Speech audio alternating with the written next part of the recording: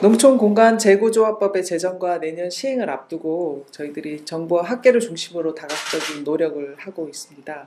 오늘은 전문가분들을 모시고 외국의 농촌공간계획 우수 사례를 살펴보고 또 국내에 적용할 수 있는 시사점들을 논의하는 그런 자리를 갖고자 합니다. 먼저 진행 순서는 정혜준 교수님께서 발제를 해주실 거고요. 저희들 자리하신 전문가분들께서 외국의 사례를 소개해 주시고 또 국내에 적용할 수 있는 시사점들을 말씀해 주시고 또 함께 토론하는 그런 자리를 갖겠습니다. 그럼 먼저 정혜준 교수님 발제를 청해서 듣도록 하겠습니다. 영국 농촌의 체계적 공간 관리에 대해서 말씀해 주실 건데요. 부탁드리겠습니다. 네, 방금 전에 소개받은 계명대학교 생태조화과의 정혜준입니다. 제가 정확히 말씀드리면 영국 농촌 공간 전문가는 아닌데요. 아무래도 영국에서 좀 박사과정도 하고 좀 오래 일을 저렇게 있다 보니까 이렇게 사례 관련해서 부탁을 하신 것 같습니다. 영국을 아시다시피 한반도 면적보다 조금 더 크고 이제 독특한 건 4개의 국가가 연합된 그 홈네이션스가 연합된 국가를 연합국가라고 보시면 됩니다. 잉글랜드가 아무래도 이제 이 홈네이션스 중에서 지금 이제 입헌군주제 국가다 보니까 왕이 있는 곳이고 또 그 의회를 중심으로 해서 농촌 계획을 포함해서 모든 계획을 선도적으로 이끌어가는 국가이기 때문에요. 관련해서 잉글랜드 이야기를 주로 하도록 하겠습니다. 그래서 영국은 또한 이제 지금 브렉시트를 했다고는 하지만 이 EU권 유럽 연합 측에 있어서도 좀 선도적으로 농촌 계획들 관련해서 좀 이끌어가는 국가라고 보시면 될 것 같습니다. 이건 농촌이 발생하게 된 이 계기 그 역사적인 것들인데요. 간단하게 말씀드리면 영국은 이제 이 18세기 이후에 선대제나 매뉴팩처라는 어떻게 보면 이제 이 산업시대 이전에 그런 생산 시스템이 발전을 하면서 이때부터 영국이 제국주의 시대로 접어들게 됩니다. 그러면서 이때부터 영국의 농촌은 우리가 지금 생각하는 그런 전형적인 농촌의 모습을 떠나서 공장으로서 역할을 하게 됩니다. 그러면서 이 영국이 농촌이 어떻게 보면 그 이전에 수공업 위주의 소량 다품종 생산이었다가 그러다가 이제 이 기계화가 시작되고 또 이제 이 농촌의 농촌의 그러한 이 공장이 마구잡이로 생겨나게 되고요.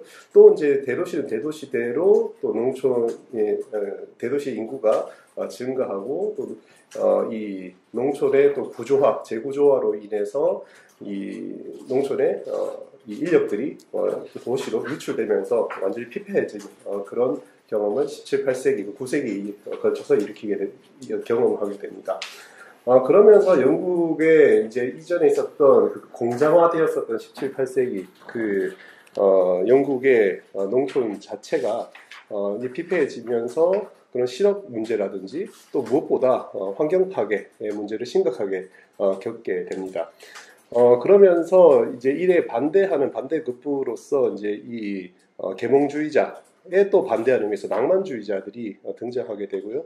그런 낭만주의자들이 그렇다면 이런 이제 그 산업혁명 이후에 사회 변화를 거부하면서 그렇다면 영국 다음이 무엇인가를 고민하게 되고 영국 다음이야말로 바로 중세의 시대의 절대적인 힘 그런 것도 또 공동체 당시에 무너졌던 공동체가 살아있었던 그런 중세 시대의 영국 농촌 경관이라고 이제 규정짓게 되고요. 그러면서 이제 농촌 경관, 농촌 공간이 어떻게 보면 영국을 규정짓는 하나의 아이덴티티로 규정이 되게 됩니다. 그러면서 이제 영국인들이 대한 농촌의 경관이라는 것은 이제 국가의 하나의 중요한 체계로서 자리를 잡게 됩니다. 그래서 우리가 흔히 아는 이런 이제 영국의 농촌 모습이 이제 장기간에 걸쳐서 다시 복원되고 보존되게 됩니다. 지금 영국의 농촌의 모습을, 농지 현황을 보시면 영국 토지의 70%가 농지 면적입니다. 그 중에서 작물을 경작하는 건 한 40%고요. 나머지는 자연 방목지, 또 초지라고 보시면 될 것 같습니다. 그리고 농촌 인구는 이제 이 총 인구 중에서 약 한 17%. 그러니까 이제 뭐 전체 인구 중에서는 그렇게 많은 포션은 차지하지 않고 있고요. 여기도 이제 도시에 비해서는 고령화가 좀 심한 그런 상황이 합니다. 그럼에도 불구하고 최근에는 또 다시 젊은 노동자들, 젊은 층들이 다시 유입되는 그런 현상을 보이고 있습니다. 그렇지만 그것이 이제 농업을 위한 인구인지 아니면 다른 목적에서, 왜냐하면 영국이 이후에 특히 전후의 농촌 정책이 생산에 방점을 찍는다기보다 어차피 생산 플러스 레크레이션 측면에서 방점을 더더욱 이제 강조를 하게 되는데요. 그런 인구들이 또 늘어나게 됩니다. 그리고 이제 잉글랜드의 농촌 같은 경우는 실업률에 있어서도 도시보다 낮은 편에 속합니다. 그리고 소득 수준도 격차도 그렇게 크지 않아요. 물론 런던에 비해서는 굉장히 이제 큽니다만 다른 도시들의 지역과는 거의 유사한 수준의 소득 수준을 가지고 있는 것이 영국의 농촌이라고 할 수가 있습니다. 농촌에 관련된 공간 계획의 가장 기본적인 법은 2004년의 계획 및 강제 수용법이라고 할 수가 있습니다. 물론 영국의 특히 잉글랜드 지역의 가장 기본적인 공간계의 가장 기본적인 법은 타운 앤 컨트리 플래닝 액트라고 하는 1947년, 그러니까 전 2차 세계 대전 이후 전후의 법이 가장 기본이 되지만 농촌 공간만으로 봤을 때는 이 계획 및 강제 수용법이 기본이 된다고 보고 있고요. 거기선 특히 무엇을 강조하냐면 지속 가능한 발전. 요즘 우리가 서스테이너빌티 SDG 이런 걸 얘기하고 있습니다만 이때부터 이런 그 얘기를 하면서 특히 농촌 공간에 있어서 바로 지속 가능한 발전의 기본 세 개의 조건인 사회적, 경쟁적, 환경적 측면을 공통적으로 다룰 것을 주문하고 있습니다. 아래는 기본적인 그 농촌 공간 관련된 법들을 제가 정리해 보았습니다. 영국의 잉글랜드 지역에, 제가 영국이라 하면 잉글랜드라고 하시면 될 것 같습니다. 네, 영국의 농촌 관련 행정 그런 기관이라고 하면 이제 환경식품농무부 데프라라고 할 수가 있습니다. 데프라라고 하면 이제 환경, 식품 그리고 농촌을 다루고 있습니다. 어떻게 보면 우리의 환경부와 그리고 농림부가 좀 합쳐져 있는 그런 역할이라고 보시면 될 것 같습니다. 그래서 그런지 또 그 이전에 또 이 낭만주의자들에 의한 그런 환경 운동에 의해서 또 농촌 계획이 세워져서 그런지 이 농촌을 다루는 데 있어서 환경 계획적인 측면도 굉장히 중요한 부분으로서 차지를 하고 있습니다. 그런 데프라가 이제 환경식품농무부가 영국의 잉글랜드의 지역 농촌 경관 그리고 공간을 다루는 데서 중심 부서고, 이 중심이 되어서 여러 가지 유관 기관들과 협력을 하는 그런 관계를 가지고 있습니다. 2012년에 이제 루럴 스테이트먼트라는 것을 이제 농촌에 대한 앞으로의 비전을 발표한 그런 이제 책자를 발간했었는데요. 여기 보면 지역 커뮤니티의 재활성화가 가장 우선순위고 그런 것들이 경관이나 공간 계획 중심으로 이루어져야 된다. 그 가운데서 주민 참여가 우선돼야 된다는 것을 얘기하고 있습니다. 아울러서 2020년에 이제 전략을 보시면 이런 여러 가지 측면에서의 다기능적 농촌에 대해서 그 복원에 대해서 얘기하고 있습니다. 또 아마 책자에는 없겠지만 2019년엔 또 루럴 프루핑이라는 농촌 강화 계획을 세우게 됩니다. 이거는 아시다시피 코로나 이후에 완전히 바뀌어져 버린 그런 경제 사회적 상황에서 나온 계획이고요. 그래서 여기서 농촌 경제에 관한 상원특별위원회, 그러니까 이제 영국의 국회 특별위원회에서 주도가 되게 됩니다. 여기서 보면 경제적인 면, 그리고 이 농촌의 인프라, 그리고 농촌의 그런 이제 생산이나 또 레크레이션 측면이나 또 정주 인구들을 위한 서비스적인 측면, 그리고 이제 환경, 저희 앞에 말씀드렸지만 환경에 관한 문제들을 꼭 다루고 있습니다. 그래서 2019년에 농촌 강화 계획에 이어서 2022년에는 레벨링 업 루럴 잉글랜드, 즉 코로나19 사태 이후에 어떻게 보면 농촌이 다시 새로운 기회를 맞이하게 됩니다. 물론 또 다른 또 기회 요소이자 불안 요소는 브렉시트라는 또 이제 국가적인 큰 이벤트가 있기도 했었습니다. 그래서 이제 이 2022년 계획에서는 농촌의 생산적인 측면, 그리고 이제 교통, 디지털망, 교육, 기술, 내지는 또 웰빙, 그리고 지역에 대한 자긍심을 높이는 방법, 또 주택, 범죄, 지역 리더십, 건강 관련된 12가지의 항목을 통해서 이 계획의 중심을 키워드로 삼고 공간 계획에도 이런 계획이 적용되고 있습니다. 그리고 이제 데프라가 중앙기구라고 한다면 그 아래에 있는 실행기구로서 비정부 공공기관이라는 이제 영국의 독특한 시스템이 있는데요. 여기서는 내추럴 잉글랜드라고 하는 기관이 주요 이 전문 기관으로서 공간 계획이나 보호 또 환경 보호 그런 이제 농촌에 대해서 특히 환경적인 측면에 대한 자문 그런 역할들을 하고 있습니다. 그렇게 이제 이 영국에서 어떻게 보면 이 농촌 공간에 대한 계획의 가장 기본이 되는 키워드는 바로 내추럴 뷰티라는 것입니다. 그러니까 자연미인데요. 물론 자연미라고 해석할 수도 있고요. 자연스러운 아름다움이라고도 얘기할 수가 있을 것 같습니다. 그거는 앞에 말씀드렸다시피 18세기 때 계몽주의자와 낭만주의에 의해서 그런 이제 농촌의 하나의 이제 내셔널 아이덴티티로서의 농촌의 모습, 농촌의 경관에 대해서 지키고 보호하고 강화하는 것들이 이제 이 하나의 사회 지도층에 의해서 주요 이슈가 되면서 그런 것들에 있어서 특히 이제 내추럴 뷰티를 즉 영국의 자연스러운 미는 바로 농촌이다. 이런 농촌이야말로 우리의 국가의 자긍심이고 그리고 중심이 하나의 그 여러 가지 측면에서의 살려야 될 것이다. 이런 함의를 가지게 되고요. 그런 자연미를 어떻게 하면 보존하고 어떻게 하면 또 이용할 것이냐 하는 것들이 이제 이 사회 운동으로서 이루어지다가 이제 정책으로 넘어가면서 공간 계획, 즉 경관 계획이나 공간 계획 측면에서 중요한 하나의 키워드로 되게 됩니다.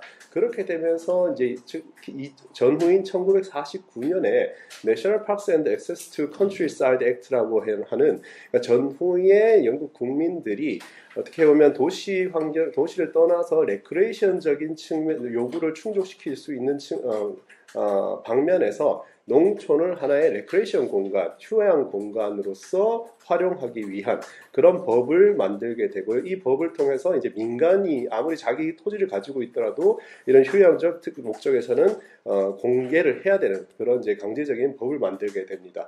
그와 더불어서 영국의 전형적인 농촌의 경관, 농촌의 공간들을 법적인 보호를 하는 장치도 이때 하기도 되게 됩니다. 그렇게 보시다시피 이제 영국은 농촌 공간에서 개발을 배제한다는 것이 18세기부터 특히 20세기 이후에는 중심이 되는 그런 아젠다라고 할 수가 있습니다. 그러다가 2012년에 좀 큰 하나의 계기를 맞이하게 되는데요. 그게 바로 이전에 이제 노동당 정부가 오랫동안 집권을 하다가 2012년에 데이비드 카메론에 의해서 보수당 정부가 정권이 교체가 되게 되는데요. 이때 국토계획정책체계라는 NPPF를 수립을 하게 됩니다. NPPF는 기존에 있었던 그 영국의 공간계획에서 굉장히 여러 문서가 있게 되는데요. 뭐 액트라든지 법이라든지 또 가이드라인이라든지인데 그게 한 23페이지 가까이 되는 겁니다. 그거를 한 50페이지로 줄이게 됩니다. 50페이지로 줄이고요. 그러면서 이걸 지역사회 지방정부가 주도를 하게 되고요. 지금 요 명칭이 좀 변했습니다만 그러면서 계획법과 지역주권법에 의해 기반해서 이 목적은 지속 가능한 발전이 모든 국토계획의 최종 목표다라는 것으로 설정이 됩니다. 그러면서 또 실행력에 있어서는 중앙정부가 이런 이제 아젠다를 제시하면 지자체에서는 그런 실행 권한을 가지고 할 수 있는 권력 이양에 대한 이야기를 하게 됩니다. 그래서 이런 국가의 정책 체계가 지역 단위로까지 이어지고 그것에 대한 최종 목표는 경제, 사회, 환경적인 측면에서의 지속 가능성에 대해서 목적을 두고 있습니다. 그렇게 했을 때 NPPF에서는 기존의 이제 농촌 계획에 있어서의 좀 통합적인 계획을 세우게 되고요. 여기서 특히 이제 뭔가 그 회복적인 측면, 그런 생태적인 측면도 강조를 하게 됩니다.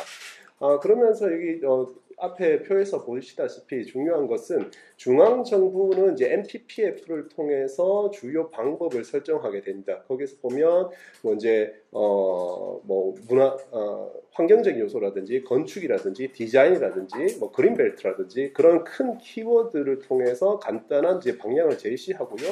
그런 이제 지자체는 NPPF를 통해서 지방 계획, 로컬 플랜이라는 것을 수립을 하게 되어 있습니다. 그랬을 때 로컬 플랜을 수립을 이 NPPF 지자체가 로컬 플랜을 수립을 했을 때만 중앙 정부에서 교부금을 부여를 합니다. 그러니까 어떻게 보면 좀 하나의 지자체에서 권한을 주지만 감독을 하겠다. 그리고 그런 중앙 정부의 이제 이 방향성이 지자체까지 전달되게 하는 그런 이제 체계를 가지게 되는 것이 바로 NPPF라고 합니다. 그래서 NPPF는 이런 이제 국가적인 차원에서의 뭐 이런 이제 그 지자체의 단위 그리고 이제 영국의 독특한 페리시의 단위와 그리고 개별 개발에까지도 이런 이제 이 체계를 가지게 됩니다. 그래서 지금 이제 이건 19년 현황입니다만 지금 더 증가했습니다. 그래서 잉글랜드 지역의 대부분의 지자체가 NPPF를 바탕으로 해서 로컬 플랜을 수립을 하고 있습니다. 그래서 NPPF를 통해서 농촌의 그래서 물리적 공간 요소는 물론이고요. 이 NPPF가 목표로 하는 지속 가능한 발전, 즉 사회, 환경 그리고 이제 경제적인 측면을 통합적으로 이제 관리를 하고자 합니다. 그러니까 공간 계획이 그런 소프트웨어적인 계획적으로 통합이 되게 하고 있습니다. 그래서 지역에서 로컬 플랜, 지역 계획을 세우게 될 땐 그런 모든 공간적인 측면뿐만 아니라 경제적인 면, 환경적인 면, 사회적인 측면까지도 모두 함께 다루는 그런 로컬 플랜을 만들게 되게 됩니다. 그 가운데에 또 중요시 여기는 것은 지역 주민들의 참여 그리고 지역민들의 목소리를 듣는 것을 중시하고 있습니다. 그리고 이제 NPPF 이후에 그럼 어떻게 되었느냐? 2000년에 지방정부법과 2012년에 NPPF를 바탕으로 해서요. 현재는 국가와 지역의 지방이라는 이제 영국의 공간적 위기에 따른 협력 체계가 구축이 되고 또 지역은 지역끼리, 지자체는 지자체끼리도 이제 이 협의를 할 수 있는 계기가 마련이 되게 됩니다. 이를 통해서 2014년부터 이제 2012년 이후에 대해서는 이제 로컬 플랜을 통해서 지역에 맞는 그런 공간 계획뿐만 아니라 여러 가지 계획들이 함께 수립이 되게 됩니다. 뿐만 아니라 앞에 말씀드렸다시피 농촌의 공간 계획을 하는 데 있어서 경관이라는 것이 굉장히 중요한 요소라고 말씀드렸는데요. 특히 이제 이 자연미가 탁월한 지역이라고는 AOMB와 그리고 국립공원 이 두 가지 항목으로 해서 법적 경관 보호 구역을 설정을 하게 되고요. 그것을 설정하게 된 기본은 자연미가 되게 됩니다. 그래서 AOMB 특히 농촌과 관련된 그런 이제 이 보호 구역은 AOMB라고 할 수가 있고요. 그런 AOMB는 내셔널 파크는 중앙정부 차원에서 컨트롤되면 AOMB는 지자체 단위에서 이런 것들을 함께 연합으로 해서 이제 이 관리를 하고 있습니다. 규모도 다양하고 약 46개소가 있고 그 중에서 가장 유명한 게 이제 코츠월드라고 할 수가 있습니다. 그래서 이제 국립공원이 이러한 어떻게 보면 이제 영국에 얼마 남지 않은 어떻게 보면 이 야생 환경, 야생 자연을 이제 보호를 하는 것이라면 AOMB는 이러한 농촌의 경관, 농촌의 환경을 보호하고 또 지속 가능하게 하는 것을 목적으로 하고 있습니다. 그것과 더불어서 이제 법이 아니라도 지자체 차원 내지는 국가적 차원에서 법적이 아닌 비법적 경관 보호 지역에서 해양유산이나 또 지자체마다 또 국가적 차원이 아니다 하더라도 지자체에서 좀 중요하다고 하는 경관 지역은 지역 경관 지정이라 해서 여러 가지 이름으로 지정하고 있습니다. 여기 보면 이제 우리로 치면 해남이나 땅끝마을로 할 수 있는 영국의 잉글랜드의 이제 코널 지역인데요. 코널 지역에 이렇게 법적, 비법적 경관 보호구역이 이렇게 많이 지정되어 있음을 볼 수가 있습니다. 뿐만 아니라 이제 2000년에 유럽 회의 차원에서 유럽 경관 협약을 발표를 하게 되고요. 유럽 경관 협약에서 유럽 이제 경관 협약이라는 것이 경관이라는 것을 단순히 이제 시각적인 차원을 넘어서 이제 이 유럽에 있는 이제 사람들 인류의 복지와 또 정체성을 높이는 정책의 대상으로 삼아야 된다. 그래서 경관이나 공간 계획이 이런 차원에서 이루어져야 된다라고 하는 그런 협약을 발표를 하게 됩니다. 그런 가운데 이제 이 경관이야말로 이제 유럽의 유럽다움, 각각의 국가의 국가다움을 보존하는 그런 캐릭터 특성을 지키는 데에 기본이 되고, 그를 통해서 문화적 다양성, 생물 다양성이 보존이 되고, 이것이 곧 인권으로 이어진다. 이런 이제 사상체계를 가지고 있습니다. 그래서 이런 이제 경관 계획과 공간 계획을 하는 데 있어서의 민주적인 통합적인 정책 수립을 기준으로 제시를 하고 있습니다. 영국은 이제 좀 늦게 가입하게 됩니다. 2006년에 가입해서 이제 데프라, 여기서도 마찬가지로 데프라가 이 카운터파트로 작동을 하게 되고요. 그와 관련된 여러 가지 액션 플랜들이 만들어지게 됩니다. 그래서 여기 보시다시피 지자체나 또 말씀드린 AONB 내셔널 파크에서 이에 대응한 계획들이 만들어지게 됩니다. 이와 더불어서 이제 이런 그 경관 계획이나 경관 보호구역이나 공간 그 비법정 경관 보호구역 관련해서 2019년에 이제 글로벌 리포트라는 것이 나오게 되는데, 이런 전반적인 이 경관 보호 지역에 대한 리뷰를 하게 되면서 영국에서는 이런 것들이 더 중요하다. 앞으로는 개별 지자체나 아니면 각각 하나하나의 국립공원관리공단 차원이 아니라 국가적인 차원에서 내셔널 랜드스케이프로 통합을 하고 국가 경관청을 설립을 해야 된다라는 차원의 리포트를 내게 됩니다. 그래서 이런 것들이 아직 논의 중에 있습니다. 그와 더불어서 이제는 농촌 공간 관리를 하는 데 있어서의 이제 보조금 수단입니다. 보조금은 뭐 단일 직분제, 그리고 산림 보조금 제도, 그리고 농촌 환경 관리가 있는데요. 그 중에서 좀 중요한 것은 농촌 환경 관리, 즉 Environmental Stewardship이라고 볼 수가 있습니다. 농촌 환경 관리에서는 그 농촌 환경 정책, 그런 공간 정책까지 포함하는 대폭적인 개혁을 하게 되는데요. 이런 데서 있어서 이제 이 넓고 얇게 하는 원칙에서 대부분의 이제 농촌 지역을 포함해서 그런 지원을 하는 체계를 가지고 있습니다. 그래서 보면 이제 농촌관리 시책에서 영국 농촌개발 예산의 80%, 거의 대부분이 이곳에 쓰여지게 되고 있고요. 7가지 정책 모습을 보시면 야생 생물뿐만 아니라 역사 환경 경관 유지, 또 이제 그 삶의 질까지도 이제 이 관련을 하게 됩니다. 이렇게 해서 3가지 종류 시책으로 하게 되는데요. 기초 수준의 관리 지역으로 해서 특히 영국이 자랑하는 그런 구릉 지역의 이 영국의 경관의 공간을 지키는 것들, 그런 것들을 지키면서 녹음을 이어가는 데 대한 보조금을 제대로 하고요. 그리고 유기농에 대해서의 또 보조금, 그리고 또 더 나가서는 이제 장기적인 관점에서의 지역의 공간을 지키고 환경을 보호하고 또 이용하는 데 있어서의 그런 지원금이 이루어지게 됩니다. 뿐만 아니라 이제 물론 브렉시트를 하게 했습니다. 아직까지 브렉시트 이후에도 유지하고 있는 것이 EU나 카운슬 오브 유럽 차원에서의 보조금을 이제 받는 목적에서 이제 크로스 컴플라이언스라고 해서 준수 사항이 있습니다. 그래서 보면 이제 법정 관리 준수 사항과 그리고 우수 농업을 했을 때 환경 기준이 있게 되는데요. 여기서도 단순히 이제 이 생산을 넘어서 환경적인 측면들, 그리고 농민에 대한 그런 삶의 질적인 차원들에 대한 주문이 들어가게 됩니다. 그와 더불어서 이제 또한 강제 사항으로 해서 농촌 경관을 대표하는 요소들, 즉 수목과 산림, 그리고 생울타리, 횟집, 그리고 돌담, 또한 이제 기념물 같은 이제 역사적인 요소를 지키면서 농업을 이어가는 데 대한 또 보조금이 이런 요소들로 지원이 되게 됩니다.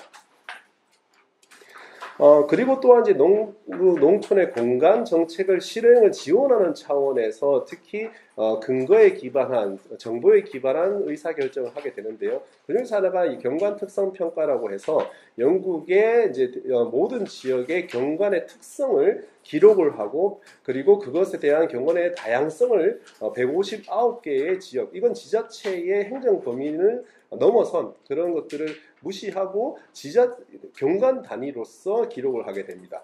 그래서 보면 이제 여러 가지 이 159개가 나눠지게 되고 그것에 관해서 각각에 대한 자료들 그리고 묘사 그리고 기획 요소들 그리고 그에 대한 다양한 자료가 주어지게 됩니다. 이것들을 통해서 앞에 말씀드렸다시피 MPPF를 통해서 지자체는 로컬 플랜을 세우게 되는데요. 그러니까 이게 어떤 데 도움이 되냐면 지자체가 로컬 플랜을 세울 때 이 국가 경관 특성 평가를 바탕으로 해서 지역 경관 로컬 랜드스케이프 캐릭터 에리아 여기는 더비셔 지역에서의 이제 이 플랜인데요. 를 세우게 되고 그게 곧 로컬 플랜의 지역 계획에 들어가게 됩니다. 이게 코츠월드의 사례인데요. 코츠월드도 이렇게 지역에 대한 경관 특성화 계획을 하게 되고요. 이를 발전해서 각각의 지역들마다의 또 세부 전략을 수립을 하게 되고 그것에 따라서 기록을 하게 되고요. 그 기록에 따라서 이런 이제 이 농촌의 공공시설물이라든지 또 오픈 스페이스 같은 계획이 이루어지고 또 이에 따라서 또 이제 지역 계획이라든지 또 공간 계획이 수립이 되게 됩니다. 그러면서 이런 이제 모든 정보는 홈페이지를 통해서 공개가 되면서 지자체 주민들이 이런 이제 기록들을 통해서 지역의 특성도 알게 되고요. 개발하는 개발 계획자들도 이런 자료들을 통해서 지역 특성에 맞는 공간 특성에 맞는 개발 계획을 유도를 하고 있습니다. 여기는 이제 피크 디스트릭트라는 그 국립공원인데요. 여기도 마찬가지로 이 지역에 대한 이런 그 계획 경관 특성이 수립이 되고 그것에 따라서 이런 계획에 대한 우선순위가 설정이 되게 됩니다. 그리고 또 하나는 그린 인프라스트럭처 계획입니다. 그린 인프라스트럭처의 농촌 녹지의 다기능적인 측면을 중요시하고요. 그래서 농촌의 변화 회복, 재생을 유도하는 측면에서 전략적 매개체로 NPP에서 분명 명시가 되어 있습니다. 그래서 인프라스트럭처를 그린 인프라스트럭처에 대한 것들을 고려를 하게 하고 있고요. 그래서 그린 인프라스트럭처도 마찬가지로 로컬 플랜에서 이 그린 인프라스트럭처 계획을 세워야 되는데요. 그래서 이것들을 그럼 뭘 보고 하느냐? 바로 그린 인프라스트럭처 체계라는 그린 인프라스트럭처 프레임워크를 내추럴 잉글랜드에서 제공하고 있습니다. 그래서 잉글랜드 전체에 대한 그런 인프라스트럭처 매핑을 제공하고 각각의 소스를 제공하고 있습니다. 이걸 통해서 지자체는 인프라스트럭처에 대한 계획을 세우게 됩니다. 그래서 이게 농촌의 이제 인프라스트럭처 계획의 예시입니다. 여기서 제안을 한 건데요. 뭐 이제 농경지라든지 주거지라든지 또 레크레이션 공간들에 대한 여러 가지 계획들. 그래서 이제 셰필드시 같은 건 도농 복합 도시라고 할 수 있는데요. 여기서도 이런 계획을 가지고 이런 체계를 가지고 만들게 되고 그리고 또 런던도 마찬가지로 런던 물론 대도시입니다만 이 런던 주변의 농촌과 적경지의 어반 프린지 지역에서도 이런 계획을 이런 그 인프라스트럭처 개념에서 수립을 하게 됩니다. 그리고 또 다른 것은 내셔널 디자인 가이드라고 2021년을 수립한 겁니다. 그러니까 주택 지역 사회 지방 정부부에서 수립을 한 건데요. 지자체가 이제 지역 계획을 수립을 하거나 개발 계획에 있어서의 허가 심의 과정에 있었을 때 이런 것들을 참고를 하기 위한 국가적인 디자인 가이드, 특히 주택 개발에 있어서의 더더욱 이제 이것이 중심이 초점을 찍고 있습니다. 그래서 또 이제 이런 것들을 여러 가지 클라이밋 체인지라든지 기후 변화라든지 또 지역의 특성을 살려 아까 전에 말씀드렸던 이제 경관 특성화 평가도 연결되고요. 또 지역 커뮤니티를 위한 그런 여러 가지 요소들을 이 디자인 가이드를 제시를 하고요. 또 이에 따라서 각각의 이제 대표 모델들을 제안하고 여기에 보면 또 농촌 이런 경관들도에 대한 가이드도 코드에 따라서 제안이 되게 됩니다. 그래서 그 코드를 바탕으로 해서 이런 이제 농촌 주택이라든지 오픈 스페이스 같은 것들에 대한 제안이 되고 이걸 바탕으로 해서 지역 계획이라든지 그런 개발 계획에 대한 이 여러 가지 가이드가 제안이 되게 됩니다. 그와 더불어서 농촌 주택 협회라는 곳에서도 특히 이제 이 요즘 이슈가 되는 게 농촌에 그런 이제 타운하우스 같은 은퇴자 주택이나 아니면 임대주택이 이제 개발 압력이 들어오는데요. 그런 것들에 대한 이제 디자인 가이드라인을 앞에 말씀드렸던 내셔널 디자인 가이드라인을 통해 바탕으로 수립이 되고 여기도 이제 하나의 사례로 레이크 디스트릭트 국립공원에서도 이 앞에 말씀드렸던 내셔널 모델 디자인 가이드라인을 바탕을 통해서 그리고 또 경관 특성화 그런 평가를 통해서 각각의 이런 이제 재료라든지 또 대표 디자인을 제안을 하게 됩니다. 뭐 이렇게 두서없이 쭉 설명드렸습니다. 네, 감사합니다. 네. 오늘 교수님 처음 뵀는데 네, 말씀 잘 들었고요. 딱히 영국의 공간계획뿐만 아니라 그것을 둘러싼 여러 가지 이야기를 해주셔서 다른 나라의 또 공간계획하고 비교할 수 있는 뭐 그런 계기가 되었던 것 같아요. 그래서 우리나라의 공간계획을 도입할 때 우리가 좀 중점적으로 봤던 곳이 실은 독일하고 일본을 많이 보면서 우리 벤치마킹을 했는데 영국도 역시 유럽연합의 일부였었기 때문에 독일하고 상당히 비슷한 맥락에 있는 것 같습니다. 근데 가장 큰 시사점은 전 그건 것 같아요. 가장 큰 시사점은 농촌이 농업하는, 농업 생산을 하는 공간이 아니라 국민들한테 매우 가치 있는 공간이기 때문에 보전을 해야 한다라는 것을 인식하고 있는 것이 굉장히 우리가 주목해야 할 점이 아닌가라는 생각이 들어요. 그리고 그런 국민들 전체한테 중요한 기능을 하는 곳이기 때문에 보전을 해야 한다라는 원칙이 여하튼 국민들 전체 합의를 이루고 있다라는 생각이 듭니다. 근데 합의를 이루고 있어서 보전을 하는 방식은 이제 여러 가지가 있을 수 있을 것 같아요. 지금 몇 가지 보조금 제도를 이야기를 하셨지만 이거는 우리가 조금 착각하면 안 되는 게 영국이나 뭐 프랑스나 이런 데는 농장의 단위 자체가 워낙 크기 때문에 농가하고 예를 들면 협약을 했을 때 농가가 우리 농장을 이렇게 보전할게요. 생울타리를 지킬게요. 비오탑을 지킬게요. 이렇게 한 협약이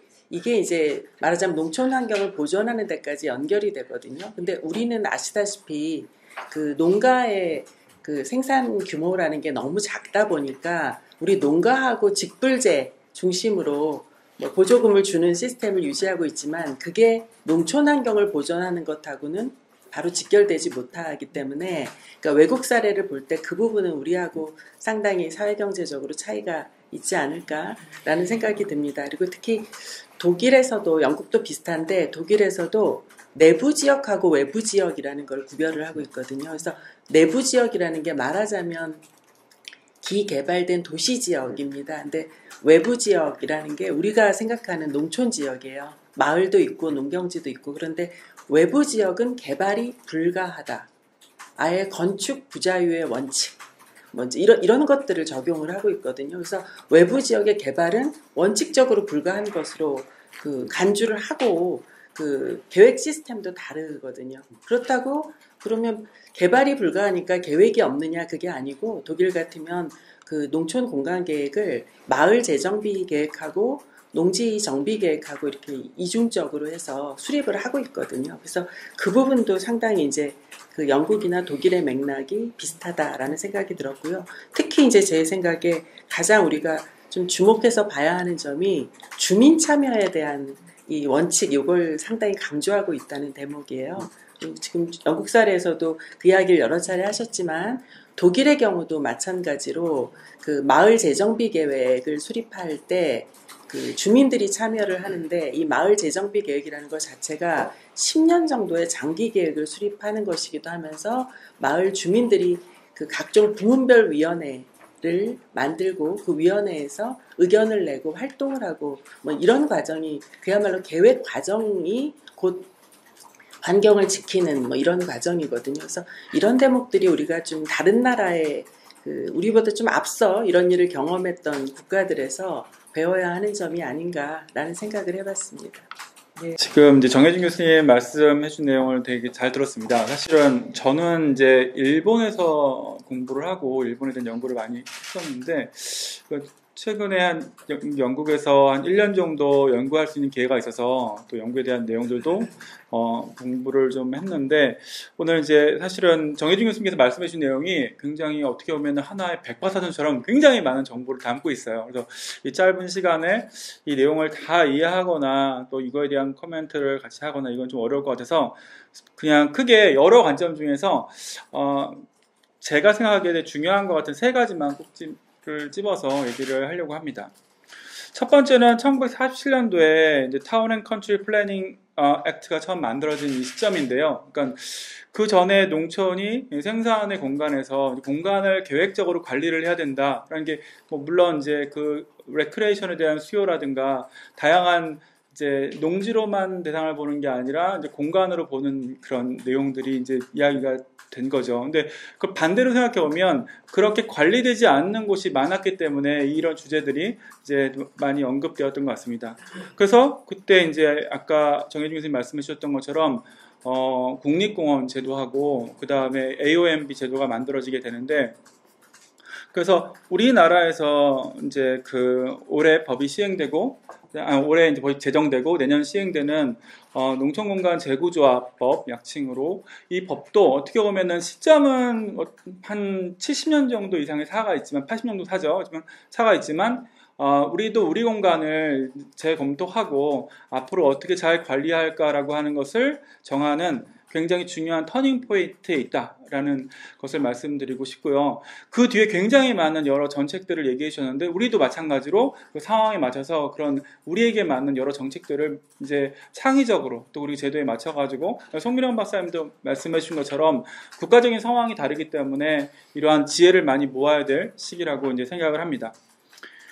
그 다음에 두 번째 말씀드리고 싶은 것은 이제 경관에 대한 건데요. 전 사실 경관 학자여서 경관 계획을 연구를 하는데, 이제 그 영국에서 말하는 경관은 랜드스케이프이잖아요. 근데 랜드스케이프를 잘 이해할 필요가 있는 게, 아까 경관 협정에 대한 얘기를 해주시면서 정혜준 교수님께서 이제 인간이 자연에 적응하면서 작용 혹은 뭐 상호작용을 통해서 만들어낸, 사실 저희가 이제 순치된 토지라고 하는데, 사람이 만들어낸 토지가 경관의 정의입니다. 여기서 흥미로운 거는 이게 농촌 경관의 정의가 아니라 경관의 정의예요. 그러니까 사실은 우리나라에서는 농촌 경관이란 말을 이제 굳이 더 이렇게 수식어를 붙여서 말하지만, 원래 경관이란 단어의 출발은 농촌에서 나왔습니다. 그 다음에 이제 자연 경관, 그러니까 경관을 경치로 보는 관점이 발생을 하면서 국립공원 제도와 같이 이제 그런 자연 경관이라고 하는 것도 생기고, 그 도시 경관, 도시 미관에 대한 것들도 생겨서 도시 경관이 생기는데, 다 어번 랜드스케이프나 네이처 랜드스케이프에 앞서서 원래 랜드스케이프는 농촌 경관입니다. 이게 이제 굉장히 중요한 말인데, 그것을 다시 한번 정확하게 얘기한 게 유럽 경관 협약에서 이제 이걸 경관이란 이렇다라고 정의를 내렸는데, 여기서 제가 이야기를 해드리고 싶은 것은 이것도 정혜준 교수님이 말씀하셨어요. 근데 다시 한번 제가 강조해서 드리는 게, 아마 그 내용이 잘 전달될 것을 말씀드리는데, 영국의 경관 협약은 경관이 훼손된 것을 더 이쁘게 아름답게 복원하려고 해서 만들어진 것이 아니고, 각 지역이 갖고 있는 경관의 특성을 유지하도록, 이걸 다른 말로 아까 영국 같으면 영국 다음은 영국 경관 안에 남겨져 있는데, 이 경관을 잘 보존하는 것이 결국 영국 다음을 보존하는 것이고, 영국의 문화를 보존하는 것이고, 국가의 정체성을 보존하는 것이고, 이 이야기랑 연결됩니다. 그래서 다양성을 보존하는 것에 경관의 이제 핵심이 있다는 말씀을 하셨습니다. 그런데 이것을 확대해서 생각해 보면, 영국에서는 지금 이제 내셔널 파크도 그 안에 농지도 있고 경관이 있고요. 심지어는 가장 도시화되는 런던도 이제 여러 런던에 대한 그 관점을 보면, 아까 그린 인프라스트럭처 얘기도 있었잖아요. 근데 예를 들면은 이런 말도 있어요. 예를 들면 루럴 런던 안에 농촌 지역. 그다음 런던 is a forest. 런던은 숲이다. 이 얘기는 뭐냐면, 도시도 그 안에 농촌적인 요소들이 남겨져 있고, 이게 하나의 경관을 이루고 있는데 이거를 잘 관리해야 된다. 그래서 확대해서 얘기하면 국토경관의 관리가 어떻게 보면 우리가 지금 얘기했던 여러 송민원 박사님도 얘기하셨고, 앞으로 다 뭐 여러 토론자분도 얘기하시겠지만, 농촌과 도시를 띄어서 보는 것이 아니라, 농촌이 갖고 있는 이런 사람과 자연이 만나서 순치되어 있는 경관 특성이 우리가 앞으로 주목을 해야 되는 그런 부분입니다. 그리고 사실 농촌과 도시는 지금 이제 이분법을 나눌 수 없게 굉장히 스펙트럼으로 다양한 형태가 있어요. 그 안에서 어떤 것이 그 지역다움을 잘 나타내는 농촌 경관인가, 이런 것을 이제 우리가 봐야 되는데, 그것과 관련해서 되게 중요한 포인트가 마지막에 정혜준 교수님 말씀하셨던 그 경관 특성 지도라든지 경관 특성 평가에 대한 부분인 것 같습니다. 마지막으로 세 번째인데요.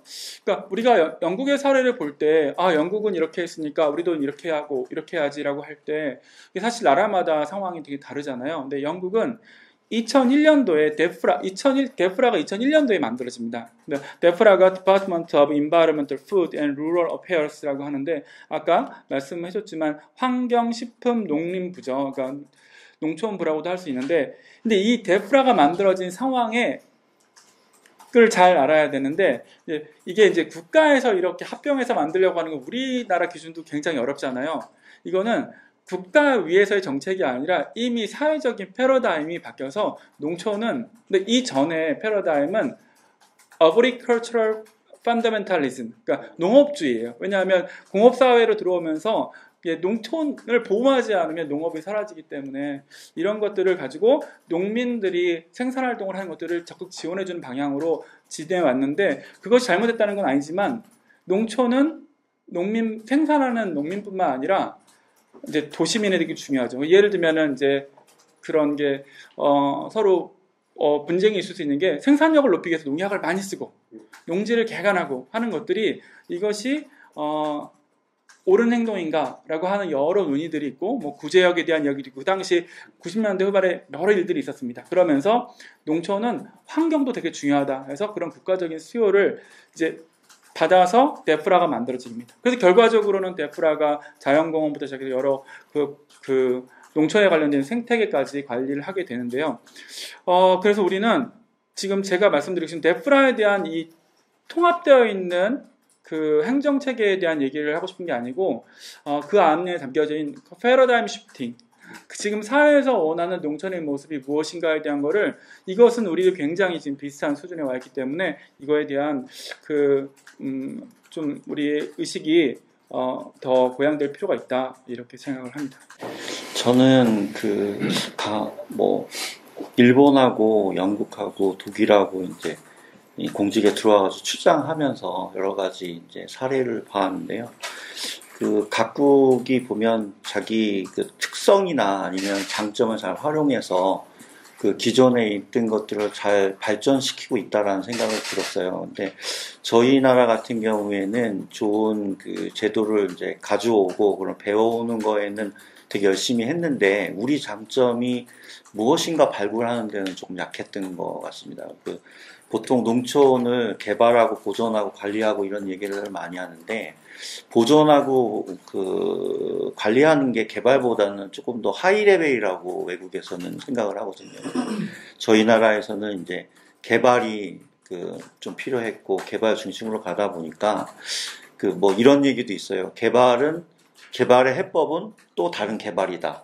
그러니까 개발을 보존 관리하는 것보다 개발을 다시 개발로 얻는 게 더 쉽다고 보고 있거든요. 근데 농촌은 특이하게 기존에 여러 가지 그 좋은 환경들과 여건들을 잘 활용하는 쪽으로 가야 되는데, 개발로 가다 보니까 오히려 자기 장점을 잃는 부분도 있었고, 이 장점을 무언가를 찾는데 개발이 오히려 찾지 못하는 어떤 그런 방해 요인으로도 작용을 했던 것 같아요. 그래서 최근에 저희가 이제 농촌다움에 관한 연구들을 저희 연구진에서 많이 하고 있는데, 농촌다움이 아까 교수님도 말씀하셨지만은 시각적인 경관이나 환경적인 쾌적성 이쪽에 이제 쏠려 있었는데, 그 내면에 보면 어쨌든 간에 경제적인 것들을 부활해서 삶의 서비스나 이런 것들을 높이려는 것들이 이제 정책적인 것을 많이 가미되고요. 어떻게 보면 농업이 가지는 다양한 가치를 또 부각시키는 쪽으로 정책을 이끌어가는 게 또 농식품부의 역할이라고 생각을 합니다. 그리고 앞으로 농촌 다음이 이런 시각적이나 아니면 환경적이나 삶의 질 부분에 기여도 하겠지만, 앞으로 새로운 AI나 여러 가지 신기술이 또 농촌에 도입이 되게 되면 농촌다움이라는 게 어떠한 개념으로 더 확대될지는 또 모르는 사항들이고, 앞으로의 미래 세대가 생각하는 농촌다움은 또 새로운 개념으로 또 바뀔 수도 있다고 생각을 하거든요. 그럼 우리가 이런 농촌다움을 보존하고 이제 이끌어간다라는 그런 큰 어떤 목표를 가지고 있다 그러면, 기존에 일본에서 공부할 때 그런 얘기를 지도 교수님이 해주셨는데, 농촌이 예전에는 백지였다고 하더라고요. 아주 양호한 백지. 그래서 거기에 뭔가 좋은 시설을 넣거나 어떤 것들을 도입해 놓으면 굉장히 멋있게 보이고 좋게 보였는데, 그걸 다 쫓아하다 보니까 이제 똑같은 화판이 생겼대요. 그래서 특징이 이제 나타나질 않는 거죠. 그러면 여기서 우리가 어떤 것들을 더 부각시킬 거냐, 자연스러움을 가져갈 거냐, 아니면 농업을 더 이끌어갈 거냐, 아니면 기존에 도입했던 시설을 조금 더 발전시켜서 좀 더 나은 어떤 도시에 버금가는 곳으로 발전시키고자 하는 그런 기로에 있다라는 얘기를 예전에 지도 교수님이 해준 적이 있으세요. 그래서 저희가 지금 그런 상황인 것 같아요. 농촌 공간계획이라는 제도를 도입하는 상황에서 그럼 기존에 저희가 백지였던 농촌을 잘 만들기 위해서 여러 가지를 도입했는데 이거를 조금 더 장기적인 측면에서 어떤 장점으로 살려나갈까 그걸 좀 심도 있게 계획하고 고민하는 게 이제 공간계획이라고 생각을 하고요. 그 공간계획에서 제일 중요한 게 이제 농촌다움 또는 거기에 대한 어떤 개념인데 그거를 주민들하고 어떻게 공감되게 하느냐. 그러니까 어차피 거기에 살거나 아니면 거기에 들어오실 앞으로 그 미래 그 거주민들이 그 지역을 어떻게 느끼고 어떻게 가꿀 건가 하는 공감대를 어떻게 가져가느냐가 농촌공간 계획을 수립해서 실천하거나 아니면 구현하는데 굉장히 굉장히 중요한 거라고 생각을 하거든요. 그래서 지금 여러 가지 정책하고 연구들이 진행이 되고 있지만 그러한 목표를 설정하는 데서 다양한 방법이 있다라는 것하고 그거를 인지하는 주민들이 어떻게 그런 것들을 잘 만들어가고 유지시키게 하는가 하는 관점에서의 노력이 조금 필요하다고 그렇게 생각을 해봤습니다. 사실은 아까 뭐 송미령 박사님도 말씀하셨고 다른 분들도 말씀해 주셨지만 우리나라의 특수성이 되게 중요하고 우리나라에 맞는 새로운 농촌 공간 계획의 방향을 정해야 되는데 이제 영국의 사례도 보고 독일의 사례도 보고 일본의 사례도 보고 여러 사례들을 보면서 지금 현재 시점에서 이 농촌이 갖고 있는 어떤 특성이 무엇인가 또 어떤 답을 내야 되는가 이런 부분을 이제 고민을 해야 되는 것 같습니다. 그게 이제 영국하고 그 상황이 다른 것 같아요. 우리 영국은 또 영국 나름대로 지금 AOMB를 어떻게 유지해야 되는가에 대한 또 다른 과제가 있을 거고요. 근데 그런 관점에서 보면 전 두 가지를 이야기하고 싶은데 첫 번째는 법이라고 하는 것은 가장 큰 틀의 국가적인 약속이기 때문에 이제 그런 약속까지는 저희가 왔잖아요. 근데 그러면 그 다음에 우리 농촌이 갖고 있는 문제들이 무엇인가, 이걸 어떻게 풀어나가는가에 대한 것들을 고민하는 이제 정책하고 액션 플랜이 만들어져야 되는데 제 생각에는 이 법이 그냥 바로 잘 운영되지 못할 수도 있다고 생각이 돼요. 왜냐하면 이게 우리가 큰 방향에 선언을 했지만 실제로 운영을 하다 보면 여러 이제 문제점이 부딪히게 될 텐데 그게 저는 하나의 과정으로 생각하고 그걸 잘 맞아서 우리의 것을 만들어내는 것이 되게 필요하다고 생각을 합니다. 첫 번째 제가 보기에 되게 중요한 거는 지금 농촌공간 재구조화법에서 그러니까 보존과 활용에 대한 부분이 있는데 아직까지는 우리 사회에서는 예를 들면은 아까 환경부나 아니면 뭐 문화재청이라든가 보전을 국토부도 마찬가지죠. 보전을 중심으로 한 제도를 많이 갖고 있는 그런 부처에 비해서 농림부 자체에서 보전에 대한 토지 보전에 대한 개념이 아직까지는 많이 제가 느끼기에는 부족한 것 같은데 이 농촌공간 재구조화법은 이쪽으로도 쓸 수 있고 활용으로도 쓸 수 있고 한 그런 틀에 있는 것 같아요. 근데 아직까지는 많은 분들이 제가 이제 같이 이야기를 하거나 농민분들의 이야기를 들어봐도 농민 살고 계신 분들의 이야기를 들어봐도 사업에 대한 부분이 더 기대가 크고 지금까지도 그렇게 왔기 때문에 그래서 농촌 공간을 잘 보존하면서 활용하는 방향으로 어떻게 이끌어갈까 여기에 대해서는 이 영국에서 AOMB 그러니까 잘 보존했을 때 어떠한 공간의 가치를 지역에 줄 수 있는가의 사례들을 볼 수 있기 때문에 이 부분을 좀 잘 봐야 될 것 같고요. 그 다음에 우리는 이건 제가 굉장히 많이 하는 얘기인데 다른 어느 나라의 국가들, OECD 국가들과 비교해도 이 도시 농촌의 관계가 굉장히 가까워요.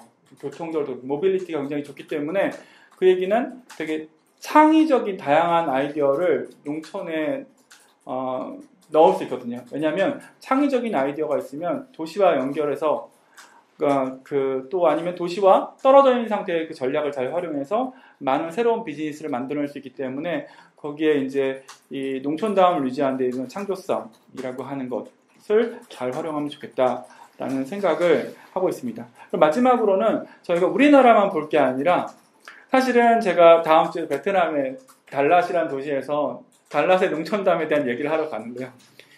영국과 독일은 굉장히 같은 그 유럽의 사람들이 다 그렇지만 경관에 대한 어떤 공통된 의식이 있어요. 그렇기 때문에 유럽 경관 협약을 만들었겠죠. 근데 우리나라가 굉장히 이제 빠르게 도시화된 것처럼 비슷한 형태로 도시가 발전되어 가는 나라들이 있어요. 최근에 중국에서 굉장히 농촌 계획에 관심이 올라가서 연구를 하시는 분들도 있는데, 뭐 예를 들면 동남아시아 국가들도 그렇고 도시가 성장해서 어느 정도 올라갔을 때 농촌을 돌아보면은 이 차라든가 그다음에 농촌을 어떻게 만들어야 되는 계획이 많이 안 서 있잖아요. 어떻게 보면 그러한 부분에 우리가 굉장히 선두적으로 과거에 유럽에서 영국이 그랬던 것처럼 또 이렇게 농촌담에 대한 공간 계획을 잘 우리가 방향을 정해 놓으면 더 큰 틀에서 이 논의를 할 수 있게 될 것 같아서 꼭 국내 상황만 볼 것이 아니라 그 유사한 문제를 같이 앞으로 겪게 될 그런 그 시각에서 좀 더 국제적으로도 같이 그런 상황들 보고 연구를 하면 좋겠다는 생각을 합니다. 사례나 이렇게 우수한 어떤 정책들을 볼 때 저희가 배워야 되는 것을 이제 생각해 보면 좀 두 가지인 것 같아요. 하나는 그 해외 같은 경우에는 좀 체계화가 잘 돼 있는 것 같아요. 국가가 무엇을 하고, 그 다음에 있는 저희 나라 치면 도가 어떤 것을 하고, 그다음에 도가 그걸 받아서 이제 시군한테 이제 어떤 정책을 펼치면 시군은 또 그걸 받아서 자기가 뭘 해야 되는가를 알고, 또 시군에서는 또 지역별로 어떤 정책을 펼 때 지역이 이게 어떤 의미를 가지고 하는가를 또 인지하고, 이게 국가나 도나 시군이나 그 밑에 하단부가 연계성 있게 이것들을 인지하고 또 그 인지에 따라서 연계가 되는 게 되게 좀 해외 같은 경우에는 자연스러운 것 같아요. 아까 본 영국 같은 경우도 국가나 아니면 지역이나 아니면 로컬, 그 다음에 그 밑에 하단부가 이렇게 연계되는 것처럼 저희도 이런 연계성에서의 체계가 이제 조금 갖추어져야 되지 않나. 물론 공간계획 그 제도가 처음 들어오면서 이제 시도되는 거잖아요. 그러면 여러 가지 시행착오가 있을 텐데 저는 이런 시행착오를 줄여가는 게 아마 그런 체계 전달, 그러니까 국가가 하는 정책이 하단부에서 어떻게 잘 전달이 되고 그 전달된 것들을 어떻게 또 시행하려고 노력하는가, 이게 잘 돼야 된다고 생각하고요. 두 번째는 이건 공조직에서 그렇다 그러면 이제 민간 조직이 어떻게 움직여야 되는 것도 조금 잘 인지를 해야 되거든요. 그러려면 암만 해도 그때 얼마 전에 이제 저희 연구팀에서 송 교수님 말씀하셨는데 로컬에 이제 그 대학 중심의 인재 육성하는 그런 아마 얘기를 한번 해주신 적이 있어요. 그래서 지역에 가보면은 되게 궁금하고 뭘 하고 싶은데 물어볼 데가 마땅치가 않거든요. 근데 대학이라는 게 대학생을 가르치는 어떤 역할도 있지만 지역에서의 역할도 저는 있다고 생각을 하거든요. 그러면 대학이 당연히 지역에 고민거리가 있으면 학문적으로든 아니면 지적으로든 뭔가 해결하는 창구가 있어야 되고, 이걸 통해서 지역의 또 인재 육성이 또 가능할 것 같고요. 그럼 그 인재들이 지역에 일거리가 있다면 굳이 딴 데로 가지 않을 거예요. 그래서 그런 것들을 연계선상에서 잘 되게 되면 지역의 고민거리나 이런 거를 외부에 묻는 게 아니고 지역 내에서 묻고 해결 방안을 또 찾는 그런 계기가 될 수 있으니까 이 두 가지가 저는 해외에서 빨리 좀 배웠으면 하는 두 가지 문제 아니면 어떤 아젠다 이렇게 생각을 하고 있습니다. 우리가 이런 토론회를 여러 차례 했지만 한 번의 토론으로 모든 게 정리되기는 어려울 거예요. 그런데 오늘 이 자리에서 이제 외국의 사례를 보고 우리가 좀 시사점을 종합을 하는 것이니까 저는 4가지 정도로 좀 종합을 할 수 있다고 생각을 합니다. 선생님들 말씀하신 것도 다 포함해서요.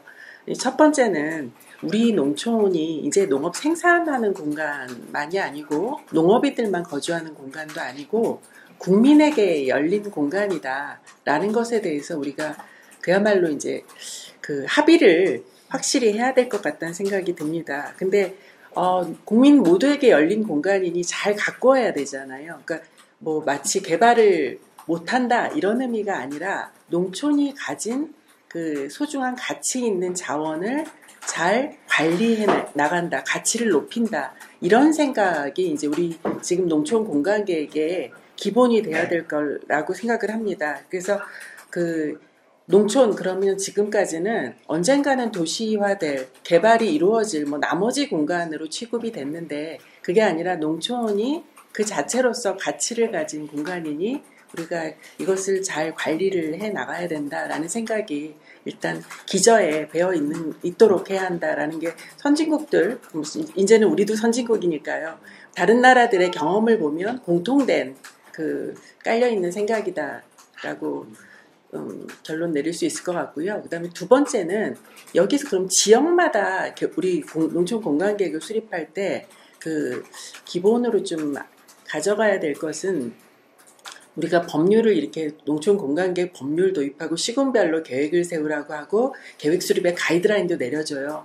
약간 염려되는 것 중에 하나는 모든 지역이 자기 지역다움을 잃어버리고 똑같은 말하자면 포맷으로 뭐 새로운 계획이 만들어지면 우리가 아니한만 못하다라는 생각이 들어서 그 최소한의 가이드라인 속에서 그 지역만의 그야말로 지역다움, 뭐 그게 농촌다움일 수도 있습니다만 저는 농촌다움보다 오히려 그 지역다움이라는 게 훨씬 맞는 것 같아요.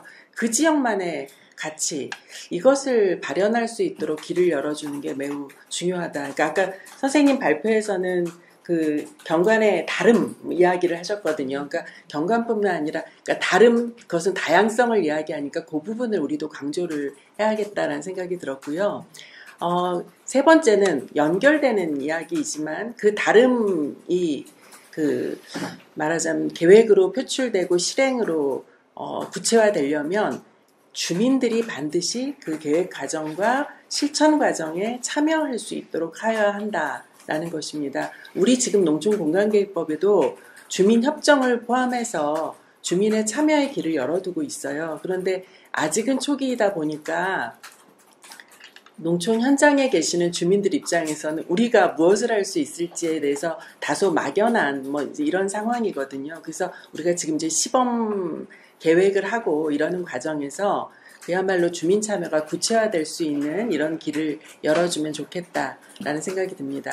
마지막으로 결국은 이 일이 이제 실천이 되려면 저는 이제 상호 보완성의 원칙 뭐 이런 이야기를 하는데 계획만으로 끝나는 것도 아니고 사업으로만 되는 것도 아니고 계획과 사업이 조화를 이루어야 되고 사업도 우리 농촌 공간계획 법을 운영하기 위해서 협약이라는 방식을 도입하고 있는데요.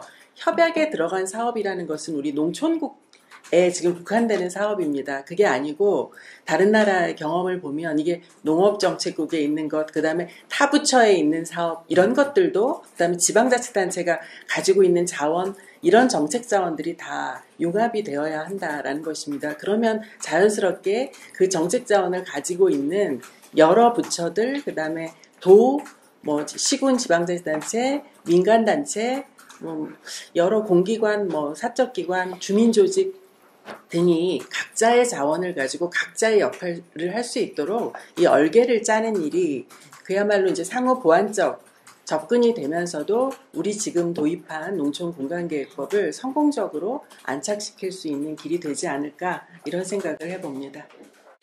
네, 많은 전문가분들 말씀을 잘 들었습니다. 특히나 이제 아까 송미령 선임연구위원님께서 말씀하셨던 것처럼 농촌이 이제 과거 이제 지금도 조금 그런 측면이 있지만 농업 생산 공간으로서만 이제 주목받고 있다가 이제는 국민 모두의 그런 공간으로서 이제 특히나 코로나19랑 식량 안보 위기나 기후변화 이런 것들 이후로 농촌이 새로운 대안적 공간으로 좀 주목받고 있는 상황입니다.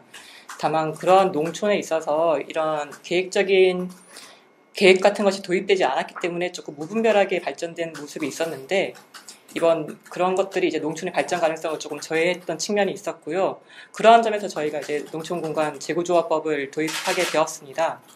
그리고 여러 전문가들께서 말씀 주신 것처럼 이제 가장 최우선적인 과제는 제도의 안정적인 정착일 거고 그것을 위해서 이제 저희가 그 중앙과 지방의 이제 지원 조직들 이제 구축을 하게 될 거고 이제 그런 지자체의 그런 실제 제도화를 지원해줄 또 지원 조직들 그리고 효율적인 이제 거버넌스를 구축하게 될 이제 농촌 협약을 통해서 지자체가 실제로 필요한 사업들을 맞춤형으로 이제 지원하게 될 거고 그리고 이제 지역 주도, 주민 주도의 그런 정책 수립의 실효성을 위해서 이제 주민 협정이니 주민 제안이니 이런 것들을 도입하게 될 겁니다.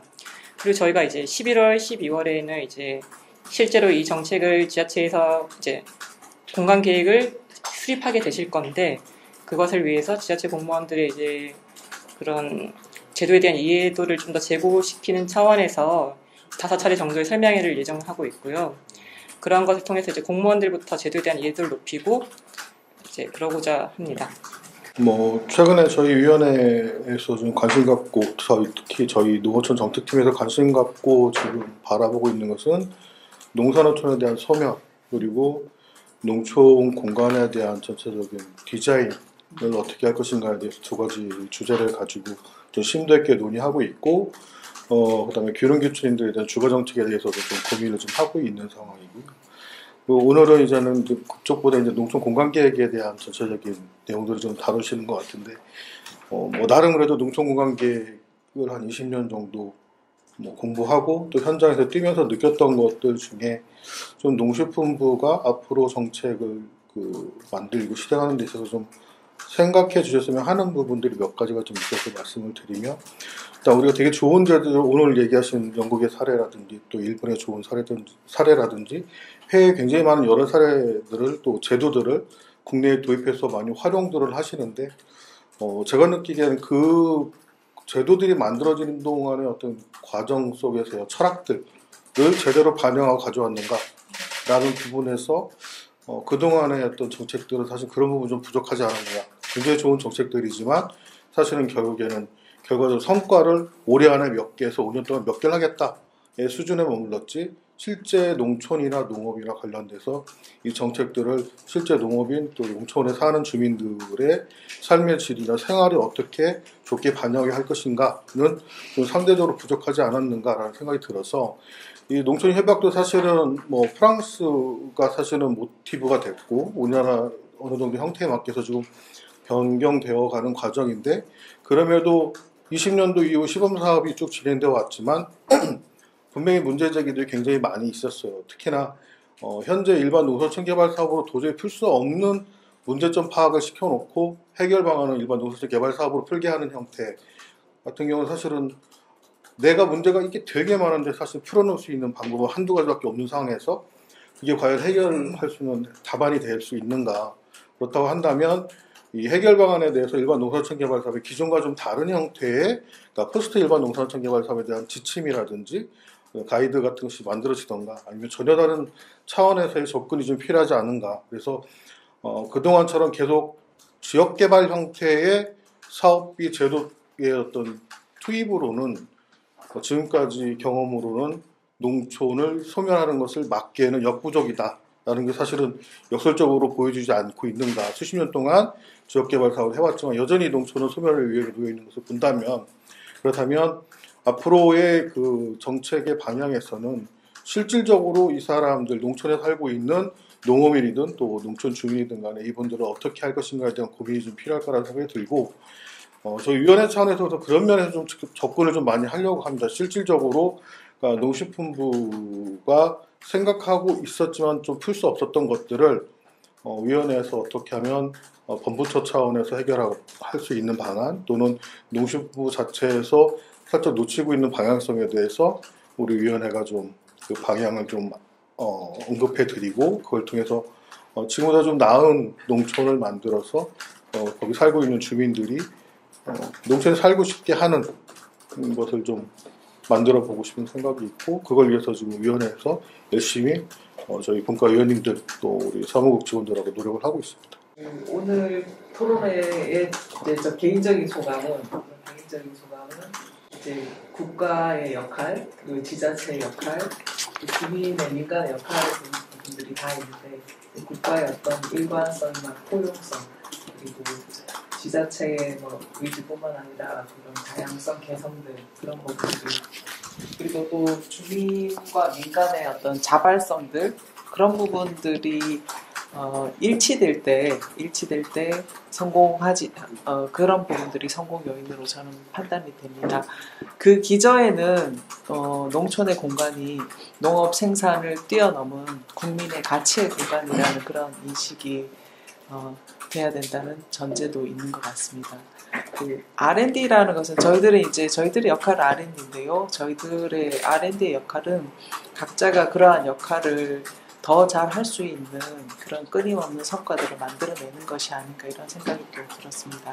그래서 R&D의 측면에서는 저희들은 데이터에 기반한 판단 근거들을 만들어내는 것, 그 다음에 두 번째는 이제 그 농촌의 공간을 진단하고 평가하는 방법론을 만들어내는 것, 그리고 그런 공간을 지구별로 어떻게 재생시킬까 하는 모델을 만들어내는 것. 그게 기술적으로는 세 가지고, 그리고 그 마지막으로는 저희들이 거버넌싱을 통한 정책 홍보라든지 그런 부분들, 그래서 공감대를 그 확산해 나가는 그런 부분들이 R&D 역할이라는 생각이 듭니다. 저희들 R&D 기관으로서는 그런 제도의 성공적인 정책을 위해서 그런 부분을 충분히 서포트할 수 있도록 최선의 노력을 다하겠습니다. 네, 이로써 토론회를 마치도록 하겠습니다. 감사합니다. 모두 수고하셨습니다. 고맙습니다.